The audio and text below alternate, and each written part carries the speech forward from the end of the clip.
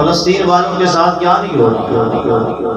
ان کا کھانا بند، ان کا پینا بند، یہاں تک کہ ان کے حق کے اندر جو آواز اٹھائے گا اس آواز کو بھی ہمیشہ ہمیشہ کے لیے خاموش کر دیا جائے گا۔ ہم 3 وقت پیٹ بھر کر کھانا کھاتے ہیں، سارا دن کھاتے ہیں، لیکن ان کو تو کئی دن گزر گئے، کئی مہینے گزر گئے، کھانا تک نہیں ملتا۔ اور پھر افسوس صد افسوس، ایک ماں کو، استاد محترم توجہ، ایک ماں کو اللہ نے 11 سالوں کے بعد 2 بیٹے دیے۔ ایک ماں کو اللہ نے 11 سالوں کے بعد 2 بیٹے دیے اور دونوں جڑواں تھے، لیکن بد نصیبوں نے، اسرائیل والوں نے ان کو بھی جینے کا حق نہیں دیا۔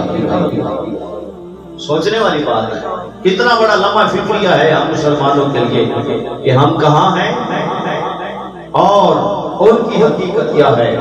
اللہ تعالیٰ ملک کی توفیق عطا فرمائے۔